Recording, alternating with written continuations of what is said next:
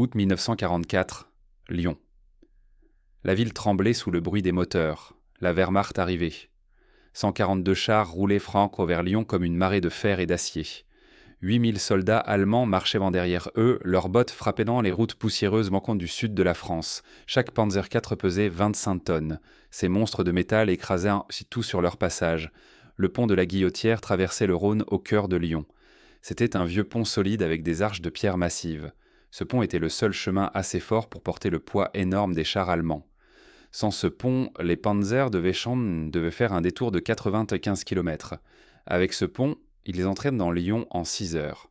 La course contre le temps avait commencé. Les Alliés avançaient aussi vers Lyon, mais ils étaient encore à 200 km au sud. Leur commandant calculait l'arrivée dans 72 heures, 3 jours entiers. Beaucoup trop tard. Si les Allemands prenaient Lyon d'abord, ils transformeraient Taranto la ville en forteresse. Des milliers de civils mourraient dans les combats. Les rues deviendraient soit des champs de bataille. Les avions alliés avaient essayé de détruire le pont 3 fois déjà. Le 15 août, 6 bombardiers B-17 avaient largué 18 tonnes de bombes. Les explosions avaient secoué toute la ville. Les vitres des maisons avaient volé en éclats. La fumée noire montait vers le ciel. Mais quand la poussière était retombée, le pont tenait toujours debout. Juste quelques trous dans la route. Les pierres anciennes étaient plus solides que tout le monde pensait. Le 17 août, les avions étaient revenus. Cette fois, 12 appareils, 24 tonnes de bombes. Le bruit était terrible. Les gens se cachaient dans leur cave, les mains sur les oreilles. L'eau du Rhône s'était soulevée en vagues géantes. Des morceaux de pierre tombaient dans la rivière. Mais le pont restait là, têtu, indestructible. Les Alliés avaient perdu 6 avions dans ces attaques, 6 équipages, 36 hommes. Pour rien. Dans une petite pièce sombre près du Vieux Lyon, des hommes et des femmes se réunissaient en secret. C'étaient là les forces françaises marins de l'intérieur, les FFI, des résistants, des combattants de l'ombre. Ils portaient des vêtements ordinaires, pas des uniformes, ils se cachaient des Allemands chaque jour. Le colonel Marchand, leur commandant, regardait une carte du pont étalée sur une vieille table en bois. « Les bombes ne marchent pas, dit-il. Sa voix était fatiguée. Ce pont a 300 ans. Nos grands-pères ne construisaient pas des ponts pour qu'ils tombent facilement. Autour de la table, les visages étaient graves. Tout le monde savait ce que l'arrivée des Panzers signifiait. Dans un coin de la pièce, un homme observait en silence. René Desmoulins avait 34 ans. Il était grand et mince, avec des lunettes rondes. Ses mains étaient calleuses, des mains d'homme qui travaillaient dur. Avant la guerre, il était ingénieur civil. Il construisait des ponts, des routes, des bâtiments. Maintenant, il était chef des saboteurs FFI. Un drôle de changement pour un homme qui adorait construire. « Nous devons trouver un autre moyen, dit quelqu'un. Peut-être attaquer les chars directement ?» Le colonel secoua la tête. « Impossible.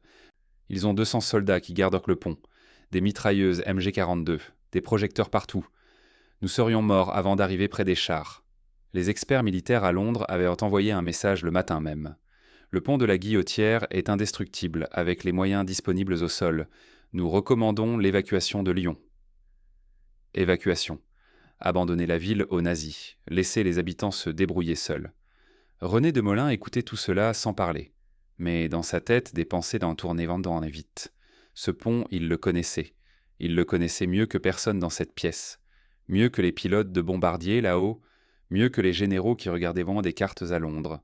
En 1937, 7 ans plus tôt, René avait travaillé sur la rénovation du pont de la Guillotière. Pendant 3 mois, lui et son équipe avaient inspecté chaque pierre, chaque arche, chaque centimètre de structure. Il se souvenait des journées sous le pont, dans l'ombre fraîche, avec l'eau du Rhône qui coulait tout près. Il se souvenait du bruit de l'eau, du vent qui passait entre les arches. Et il se souvenait d'autre chose. Quelque chose que personne d'autre ne savait. Quelque chose qui changerait tout. « Colonel, dit enfin René. » Sa voix calme coupa le silence. Tout le monde se tourna vers lui. « Nous n'avons pas besoin de détruire tout le pont. » Les autres le regardaient comme s'il était devenu fou. Le colonel fronça les sourcils. « Que voulez-vous dire, Desmoulins ?» René s'approcha de la table et posa son doigt sur la carte. « La 3e arche, en 1937. Nous avons découvert une fissure structurelle pendant la rénovation, une grosse fissure dans les fondations. Nous l'avons réparée, mais nous l'avons juste couverte avec du mortier neuf. Le problème était trop profond pour être vraiment réparé. » Nous avons fait un rapport Ifrano, mais personne ne l'a lu. La guerre est arrivée avant qu'on ne puisse faire de vrais travaux. La pièce était silencieuse. On entendait juste le tic-tac d'une vieille horloge sur le mur. Cette fissure est une faiblesse cachée, continua René. Si nous plaçons des explosifs exactement aux bons endroits, la troisième arche tombera. Et quand elle tombera, la quatrième arche suivra. Effet domino. 400 kilos d'explosifs, placés avec précision. Pas 18 tonnes de bombes qui tombent n'importe où. Le colonel croisa les bras. 400 kilos. Nous n'avons même pas 100 kilos d'explosifs. René sourit pour la première fois. Nous en avons 380. Du plastique C3. Nous l'avons volé d'un dépôt allemand il y a 2 semaines. Il est caché dans une ferme près d'ici. Demolin, dit le colonel lentement, vous êtes un ingénieur, pas un soldat. Vous n'avez jamais servi dans l'armée. Comment pouvez-vous être sûr que cela marchera ? C'était la question que tous pensaient en an. Cet homme en lunettes, cet amateur, voulait réussir là où les experts militaires avaient échoué. René enleva ses lunettes et les nettoya doucement. Colonel, j'ai construit des ponts pendant 10 ans. J'ai passé ma vie à apprendre comment les faire tenir debout. Maintenant, je sais exactement comment les faire tomber. René étalait ses plans sur la table, des dessins détaillés du pont, des mesures précises, des calculs à la main. Il avait travaillé toute la nuit pour préparer ce document. Ses yeux étaient un rouge de fatigue, mais ses mains ne tremblaient pas quand il montrait chaque détail. 380 kilos de plastique C3, expliqua-t-il. Nous devons placer 17 charges sous la troisième arche. Chaque charge doit être exactement à 2 mètres et 40 centimètres de la suivante. Pas 2 mètres 30, pas 2 mètres 50, 2 mètres 40 exactement. Il tapait sur la carte avec son crayon. Chaque charge doit être enfouie à 35 centimètres dans le mortier. Si nous les mettons en surface, l'explosion partira vers l'extérieur, pas vers l'intérieur de la structure. Les hommes autour de la table écoutaient, mais leur visage montrait le doute. « Comment savez-vous que cela marchera » demanda un jeune résistant nommé Pierre. « Avez-vous déjà fait exploser un pont » René secoua la tête. « Non, mais j'ai construit assez de ponts pour savoir où ils sont faibles. » Le colonel Marchand se leva brusquement. « Non, c'est trop risqué. Les Allemands gardent ce pont avec 200 hommes. Des mitrailleuses partout, des projecteurs qui éclairent le moindre mouvement. Vous voulez envoyer des hommes là-bas pour placer 17 charges dans des trous précis, dans le noir, sous le pont, dans l'eau froide ?» Il frappa la table du poing. 80% de vos hommes mourront avant de finir le travail. C'est du suicide, Demolin. René resta calme. Colonel, si nous ne faisons rien, la ville entière meurt. Les chars arrivent dans 48 heures. Mais le colonel avait déjà décidé. Non, nous devons attendre les Alliés. C'est trop dangereux. La réunion était de finie. Les hommes quittèrent la pièce un par un, les épaules basses. Mais René Demolin ne partait pas si facilement. Le 18 août, à 3 heures du matin, il emmena 5 hommes de confiance vers un autre pont, le pont Saint-Georges. Ce vieux pont était abandonné depuis des années. Personne ne l'utilisait plus. Les Allemands ne le gardaient pas. C'était l'endroit parfait pour un test. La nuit était noire et sans lune. Les 6 hommes portaient des sacs lourds sur leur dos. 12 kilos de plastique C3. Pas beaucoup, mais assez pour tester la théorie de René. Ils descendirent en hand sous le pont avec des cordes. L'eau en bas était froide et sombre. On entendait juste le bruit de la rivière et leur respiration rapide. René plaça les charges lui-même. Ses mains travaillaient vite mais avec précision. Il creusait le mortier avec un petit outil en métal, 35 cm de profondeur. Il enfonçait l'explosif. Il connectait les fils. Ces hommes tenaient des lampes couvertes pour donner juste assez de lumière. « Voilà, dit-il après 20 minutes. Maintenant, nous sortons d'ici. » Ils remontèrent d'un an sur la rive. René déroula le long fil électrique, 100 mètres, 200 mètres, assez loin pour être en sécurité. Il connecta le fil à un petit détonateur. « Couvrez vos oreilles, dit-il. Il appuya sur le bouton. L'explosion déchira la nuit. Un éclair orange illumina le ciel. Le bruit était énorme, comme le tonnerre juste au-dessus de la tête. Des morceaux de pierre volèrent trop dans l'air. L'eau de la rivière jaillit vers le haut, et puis le silence. Un silence étrange après tout ce bruit. Quand la fumée disparut, il vira le résultat. Une partie du pont Saint-Georges était tombée dans l'eau. Pas tout le pont, juste une section. Exactement comme René l'avait prédit. 12 kilos d'explosifs avaient fait tomber 20 mètres de pont ancien. Les calculs marchaient, Hans. La théorie était bonne. René souriait dans l'obscurité. « Cela fonctionne, murmura-t-il. Cela fonctionne vraiment. » Mais son sourire disparut vite. Maintenant, il devait convaincre le colonel. Et le temps filait comme le sable. Le 19 août au matin, quelqu'un de nouveau arriva au quartier général secret des FFI. Une femme en uniforme, capitaine Élise Moreau. Elle était agent de liaison américaine, parachutée 3 jours plus tôt avec une radio. Son travail était de faire le lien entre la résistance et les forces alliées. Elle avait les cheveux courts et des yeux qui ne manquèrent rien. René lui expliqua son plan. Il lui montra ses calculs, il lui raconta le test sur le pont Saint-Georges. Élise écoutait sans l'interrompre. Quand il eut fini, elle resta silencieuse un long moment. « Votre colonel pense que c'est impossible, dit-elle enfin. « Oui, répondit René. Mais ce n'est pas impossible. C'est juste très difficile. » Élise prit une décision rapide. « Je vais parler à Londres. Ils doivent savoir que nous avons une chance. » Elle monta dans une pièce fermée avec sa radio. Pendant 2 heures, elle envoya des messages en code. Elle expliqua le plan de René. Elle insista sur l'urgence. Les chars arrivaient, le temps manquait. La réponse de Londres arriva le soir même. Plan approuvé, envoyons soutien. Le lendemain matin, un petit avion survola la campagne près de Lyon. 6 parachutes s'ouvrirent votant dans le ciel gris. 6 tireurs d'élite britanniques. Des hommes entraînés pour tuer en silence. Ils portaient des fusils Brosset spéciaux avec des silencieux. Leur mission était simple. Protéger l'équipe de sabotage, éliminer les gardes allemands sans faire de bruit. Le colonel Marchand ne pouvait plus refuser. Londres avait donné son accord. Les Britanniques étaient là, et les chars allemands étaient maintenant à moins de 100 km. « D'accord, De Molène, dit-il avec colère, vous avez votre chance. Mais si cela échoue, nous perdons tout, nos meilleurs hommes, notre dernier espoir. » 20 août, 23h47. La nuit était venue. 23 résistants attendaient en près du Rhône. René de Molène vérifiait son équipement une dernière fois. 390 kg de plastique C3 divisé en 17 charges, des détonateurs, des fils, des outils pour creuser le mortier, des cordes, des combinaisons imperméables. Tout était prêt. Les 6 tireurs britanniques étaient étaient déjà en position, cachés dans l'ombre autour du pont. Leurs fusils pointaient en ce main vers les gardes allemands. 200 soldats nazis patrouillaient le pont. Des projecteurs balayaient les stars et les coquelicots du Rhône. Les mitrailleuses MG42 étaient prêtes à tirer.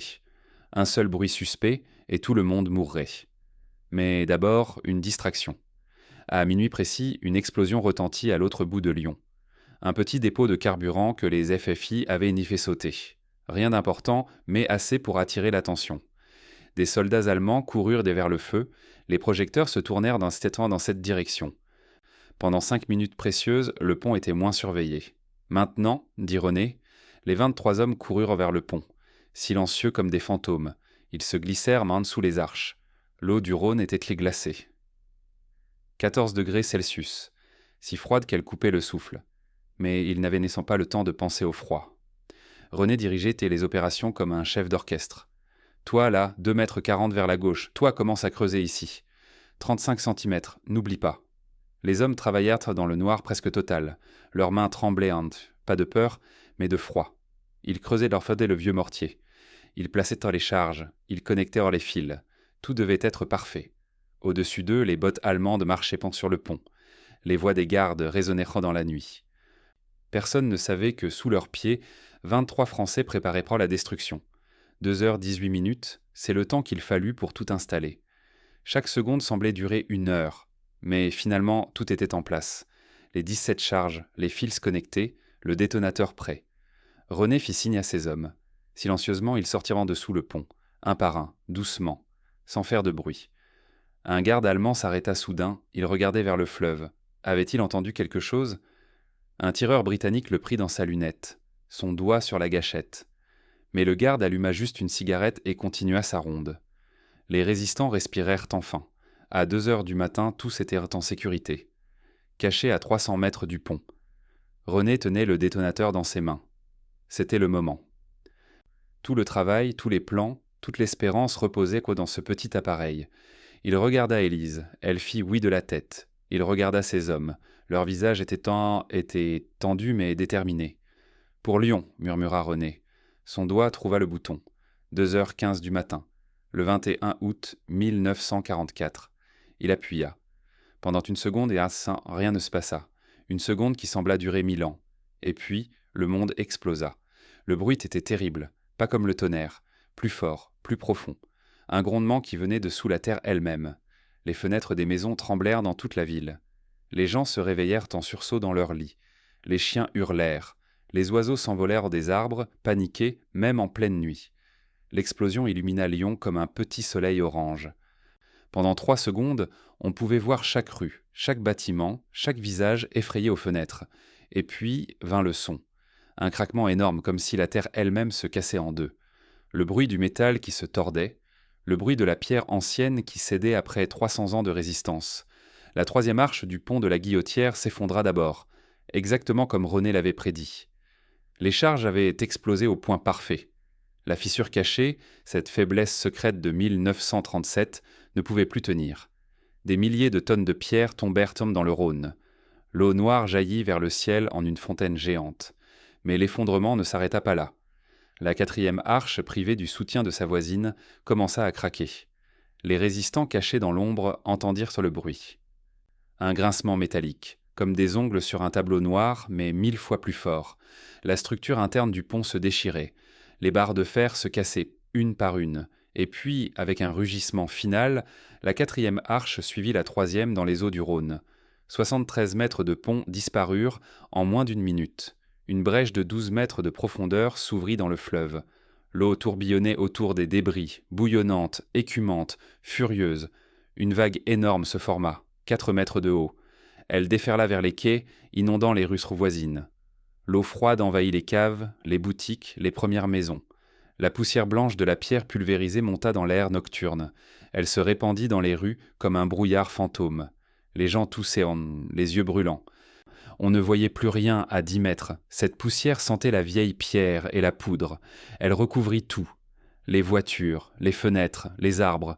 Toute cette partie de Lyon devint blanche comme sous la neige. Sur le pont, les soldats allemands criaient dans le noir. Leurs voix paniquées résonnaient en santé dans le chaos. Voici Spassir, qu'est-ce qui s'est passé? Il courait dans tous les sens. Les projecteurs balayaient la fumée et la poussière sans rien voir. Les mitrailleuses tiraient au hasard dans l'obscurité. Mais il n'y avait personne à tirer. Les résistants étaient déjà partis. René et ses hommes regardaient leur œuvre de loin. Dans la lumière faible de l'aube qui commençait, ils voyaient le trou béant dans le pont. Le pont que tout le monde disait indestructible. Le pont qui avait survécu à 3 bombardements. Ce pont était maintenant cassé en 2, et tout cela avec juste 380 kilos d'explosifs. Les conséquences furent immédiates. La 11e division panzer allemande arriva au pont à 7 heures du matin. Leurs chars rugissaient en quitter sur la route. Leur commandant était confiant. Lyon serait à eux dans 6 heures. Mais quand ils virent le pont détruit, tout changea. Les officiers allemands criaient à terme des ordres. Ils regardaient leurs cartes avec colère. Il n'y avait pas d'autre chemin. Pas d'autre pont assez solide pour les panzers. Le détour était long. 95 km vers le nord. Les chars devaient rouler sur des petites routes. Des routes de campagne qui n'étaient pas faites pour des véhicules de 25 tonnes. 2 chars tombèrent en panne. Un 3e resta coincé dans la boue. Le délai 38 heures. Plus d'1 jour et demi de perdu. Pendant ce temps, les Alliés fonçaient vers Lyon. Ils avaient entendu parler de l'explosion. Ils savaient là que le pont était détruit. Maintenant, c'était une vraie course. Et cette fois, ils gagnaient. Le 23 août 1944, les premières troupes américaines entrèrent dans Lyon. Les habitants sortirent dans les rues. Ils pleuraient de joie. Ils embrassaient les soldats. Lyon était libre. Et tout cela parce qu'un pont était tombé au bon moment. La nouvelle de la méthode de René se répandit vite dans toute la résistance française. Des messagers portaient ces plans à d'autres groupes FFI. 47 groupes de résistants reçurent les instructions détaillées. Comment trouver les faiblesses cachées dans les ponts? Comment placer les charges avec précision? Comment détruire avec peu de moyens ce que les bombes ne pouvaient pas casser? Entre août et septembre 1944, 23 ponts stratégiques tombèrent en France, tous détruits avec la technique de Demolins. Les Allemands voulaient battre en retraite vers l'Allemagne. Mais partout, les ponts s'effondraient devant eux. Leur fuite était ralentie, encore et encore. Au total, 12 jours de délai. 12 jours pendant lesquels des milliers de soldats allemands furent capturés. 12 jours qui changèrent à la fin de la guerre en France. Mais les Allemands ne restèrent pas sans réagir. La Gestapo était furieuse. Ils lancèrent une opération spéciale. Son nom en allemand était Brückenjäger, les chasseurs de ponts. Leur mission était simple et terrible, trouver qui détruisait les ponts, et les tuer. Les nazis pensaient que seuls des ingénieurs pouvaient faire ce travail. Ils avaient sûrement raison. Alors ils cherchèrent tous les ingénieurs civils français, dans chaque ville, dans chaque village. Les hommes en longs manteaux noirs frappaient aux portes. « Vous êtes ingénieurs ? Venez avec nous. » 167 ingénieurs français furent arrêtés. Certains n'avaient rien fait. Ils ne faisaient même pas partie de la résistance. Mais cela n'importait pas aux nazis. Ils furent tous fusillés. Une balle dans la nuque, leur corps laissé dans les rues comme avertissement. René de Molin devint l'homme le plus recherché de France. Les Allemands offraient 100 000 Reichsmark pour sa capture. Vivant ou mort, 100 000. C'était une fortune. Assez d'argent pour vivre confortablement pendant 10 ans. Des affiches avec son visage apparurent partout. Terroriste, saboteur, ennemi du Reich. René dut se cacher. Changer de nom, changer de maison chaque semaine. Il laissa pousser sa barbe. Il enleva ses lunettes rondes. Il devint quelqu'un d'autre. Les chiffres racontaient une histoire claire. Les bombardements aériens alliés utilisèrent en moyenne 18 tonnes d'explosifs pour attaquer un pont. 40 avions, des dizaines d'hommes. Et le taux d'échec était de 60%. 6 fois sur 10, le pont survivait. C'était inefficace, coûteux, dangereux. La méthode de René de Molin, 400 kilos d'explosifs, 23 hommes, et un taux de réussite de 100%. Chaque pont ciblé tombait. Pas de bombardiers perdus, pas d'équipage mort dans des avions en feu, juste de petites équipes au sol, précises, efficaces, mortelles. Mais il y avait autre chose. Quelque chose que personne n'avait prévu. En détruisant seulement une partie du pont de la Guillotière, René l'avait aussi sauvé. Cela semblait fou, mais c'était vrai. Si les résistants n'avaient pas détruit le pont, les Allemands l'auraient en fait en retraite. C'était leur politique. Détruire tout derrière eux, brûler la terre. Quand les nazis quittaient une ville, ils faisaient sauter tous les ponts complètement. Rien ne devait rester. Si cela s'était passé, le pont de la Guillotière aurait été complètement détruit. Toutes les arches, toute la structure. Il aurait fallu des années pour le reconstruire après la guerre. Des années pendant lesquelles Lyon aurait souffert. Le commerce aurait été impossible. Les gens ne pouvaient pas traverser le Rhône facilement. La ville aurait été coupée en deux. Mais grâce à la destruction précise de René, seulement 2 arches manquaient. Le reste du pont tenait toujours. Après la guerre, la reconstruction fut rapide. 2 ans au lieu de 10. Lyon put guérir et se reconstruire vite. Les habitants pouvaient de nouveau traverser leur fleuve. La vie normale revenait. Dans les rues poussiéreuses de Lyon ce matin-là, alors que le soleil se levait sur le pont cassé, personne ne pensait encore à l'avenir. Les gens regardaient prendre juste les ruines dans l'eau. Ils regardaient les soldats allemands qui partaient furieux et défaits. Et quelque part dans l'ombre, René de Molin regardait aussi. L'homme qui avait construit ce pont. L'homme qui l'avait détruit. L'homme qui, sans le savoir, l'avait aussi sauvé. La guerre finit en 1945. Les Allemands partirent. Les drapeaux français flottèrent de nouveau sur toutes les villes. Les gens dansaient dans les rues. Mais pour René de Molin, le travail n'était pas terminé. Il avait détruit un pont. Maintenant, il devait le reconstruire. Les généraux français avaient entendu parler de lui. De l'homme qui avait arrêté les panzers avec juste quelques explosifs. De l'ingénieur qui avait réussi là où les bombardiers avaient échoué. Il voulait apprendre sa méthode. Il voulait que tous les soldats français sachent comment faire la même chose. En 1946, René reçut une lettre officielle. Le gouvernement français l'invitait à Paris. Quand il arriva au ministère de la Défense, des hommes en uniforme brillant l'attendaient.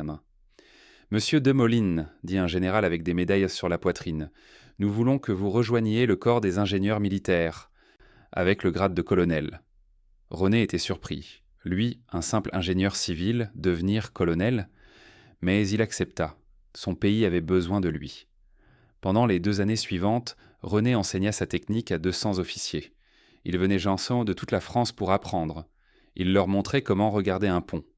Pas comme un soldat, pas comme un pilote de bombardier qui voit juste une cible d'en haut, mais comme un ingénieur. Trouver les fissures cachées, comprendre où la structure est forte et où elle est faible. Placer les explosifs avec précision, pas avec force brute. Un pont est comme un corps humain, expliquait René à ses étudiants. Il y aura des os solides et des articulations faibles. Frappez les os et vous ne cassez rien. Mais frappez les articulations au bon endroit et tout s'effondre. Ces leçons devinrent la doctrine officielle de l'armée française. On les écrivit dans des manuels. On les enseigna dans les écoles militaires. La méthode Demolin était maintenant la méthode française. Mais son influence ne s'arrêta pas là. D'autres pays entendirent parler de cette technique de démolition chirurgicale. C'était le nouveau nom, chirurgical, comme un docteur qui opère avec précision, pas comme un boucher qui frappe au hasard. Les Américains voulurent un petit peu l'apprendre, les Britanniques aussi. Même après la mort de René, ces principes continuèrent à se répandre. Aujourd'hui, dans le monde entier, les forces spéciales utilisent des versions de sa technique. Les Navy SEALs américains, les SAS britanniques, les commandos de dizaines de pays. Tous ont appris qu'un petit explosif au bon endroit vaut mieux que 1000 bombes au mauvais endroit. Pendant qu'il enseignait, René pensait souvent au pont de la Guillotière, le pont qu'il avait construit, le pont qu'il avait détruit. Ce pont était toujours là, cassé en deux, avec ses deux arches manquantes. Chaque fois qu'il passait devant, son cœur se serrait. C'était comme voir un vieil ami blessé. En 1947, la ville de Lyon lui demanda de revenir. « Monsieur Demolin, nous voulons reconstruire le pont, et nous voulons que ce soit vous qui le fassiez. » René accepta immédiatement. C'était une chance de réparer ce qu'il avait cassé, une chance de fermer le cercle. Le travail prit 2 ans, de 1947 à 1949. René dirigea tout personnellement. Il supervisa chaque pierre, chaque poutre, chaque soudure. Et cette fois, quand ils arrivèrent à la 3e arche, il fit quelque chose de spécial. Il renforça la structure avec de l'acier moderne. Il répara la vieille fissure complètement, pas avec juste du mortier. Cette faiblesse qui avait permis la destruction ne serait plus jamais une faiblesse. Le pont serait plus fort qu'avant. Quand le travail fut terminé en 1949, Lyon organisa une grande cérémonie. Des milliers de personnes vinrent. Le maire donna un discours. « Ce pont représente notre ville, détruit par la guerre, mais reconstruit par notre courage. » René était là, debout dans la foule. Mais il ne voulait pas de discours. Il voulait juste voir les gens traverser le pont, voir la vie reprendre. Les années passèrent. René vieillit. Ses cheveux devinrent maintenant blancs. Ses mains, autrefois si fermes, commencèrent à trembler un peu. Mais il continuait à travailler. Il construisit d'autres ponts, des routes, des bâtiments. Il vécut une vie tranquille. Il se maria. Il eut 2 enfants. Il jardina. Il lut des livres. Il fut heureux. Le gouvernement français ne l'oublia pas. En 1945, il reçut la médaille de la Résistance, une belle médaille avec un ruban rouge et noir. En 1954, il reçut la Légion d'honneur, la plus haute décoration française. À la cérémonie, le président lui serra la main. « Vous avez sauvé Lyon, colonel Demolin. La France vous doit beaucoup. » Mais en dehors de ces cercles officiels, peu de gens connaissaient son nom. Les livres d'histoire parlaient quand même de la libération de Lyon. Ils parlaient des Alliés qui arrivèrent en premier. Mais il ne parlait presque jamais du pont détruit, ou de l'homme qui l'avait fait tomber. René ne s'en plaignait jamais. « Je n'ai pas fait ça pour la gloire, disait-il, je l'ai fait pour ma ville. » René Demolin mourut en 1983.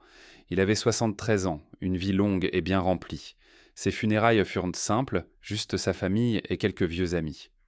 Certains étaient d'anciens résistants, maintenant vieux aussi. Ils se souvenaient de cette nuit d'août 44, de l'eau froide sous le pont, de l'explosion qui avait changé tout. Sur sa tombe dans le cimetière de Lyon, il y a une inscription. Pas longue, pas compliquée, juste une phrase qui résume toute sa vie. Il a détruit ce qu'il aimait pour sauver ce qu'il chérissait. Ces mots simples disent tout. René adorait les ponts. Il avait passé sa vie à les construire, mais quand il fallut choisir entre son amour des ponts et son amour de Lyon, il choisit Lyon. Il détruisit pour protéger. Aujourd'hui, sous le pont de la Guillotière, il y a une petite plaque de bronze, verte avec le temps. Les mots sont presque effacés par les années, à la mémoire des saboteurs anonymes qui détruisirent ce pont le 21 août 1944. Leur courage sauva Lyon. Anonyme. Le mot frappe. Même la plaque ne nomme pas René. Il reste un héros sans nom pour la plupart des gens. Mais peut-être que c'est mieux ainsi. L'histoire de René nous enseigne quelque chose d'important. L'expertise ne vient pas toujours des endroits où on l'attend. Les généraux pensaient qu'il fallait des bombardiers et des armées. Mais un ingénieur civil avec un crayon et du papier trouva la vraie solution. Parfois, celui qui construit comprend mieux que personne comment détruire, parce qu'il connaît chaque faiblesse, chaque point sensible, chaque secret caché dans la structure, Cette leçon est toujours vraie aujourd'hui. Dans notre monde moderne, nous avons de nouvelles guerres, pas avec des tanks et des bombes, mais avec des ordinateurs, des virus informatiques, des attaques contre nos réseaux électriques, nos banques, nos hôpitaux. Les plus grandes menaces ne viennent pas des armées massives, elles viennent de petits groupes qui comprennent les faiblesses cachées dans nos systèmes. Qui sont les meilleurs pour protéger nos infrastructures critiques? Ce ne sont pas toujours les généraux ou les politiciens, ce sont les ingénieurs, les programmeurs, les gens qui ont construit ces systèmes, parce qu'ils savent où sont les fissures, tout comme René savait où était la fissure dans le pont. Les défenseurs les plus efficaces sont ceux qui comprennent le système de l'intérieur. L'histoire nous enseigne aussi l'importance de l'innovation en temps de crise. Quand les méthodes conventionnelles échouent, il faut avoir le courage d'essayer quelque chose de nouveau. Même si les experts disent que c'est impossible, même si tout le monde doute, René avait ce courage, il croyait en ses calculs quand personne d'autre n'y croyait. Le pont de la Guillotière existe toujours aujourd'hui. Chaque jour, 50 000 véhicules le traversent. Des voitures, des bus, des vélos, des gens qui vont au travail, des enfants qui vont à l'école. Personne ne pense à ce qui s'est passé là en août 1944. Personne ne regarde les pierres sous leurs pieds et ne pense aux 23 hommes dans l'eau froide, ou aux 380 kilos d'explosifs qui ont changé l'histoire d'une ville. Mais le pont se souvient. Chaque pierre qui tient debout est là grâce à René. La troisième arche, maintenant renforcée avec de l'acier, est plus forte que jamais. Elle ne tombera plus. Elle a appris de sa faiblesse. Elle est devenue forte exactement là où elle était faible. Et peut-être que c'est la vraie leçon de cette histoire. Nos faiblesses, quand nous les connaissons et les comprenons, peuvent devenir nos plus grandes forces. René connaissait la faiblesse du pont. Cette connaissance sauva une ville. Puis, cette même connaissance permit de reconstruire le pont plus fort qu'avant. L'histoire se termine où elle a commencé, sur un pont au-dessus du Rhône. Mais maintenant, ce n'est pas un pont de guerre, c'est un pont de paix. Un pont où les gens vivent leur vie ordinaire. Et quelque part dans l'ombre de ces arches, l'esprit d'un ingénieur veille toujours. L'homme qui détruisit pour protéger. L'homme qui cassa pour reconstruire. René de Molin, le héros anonyme de Lyon.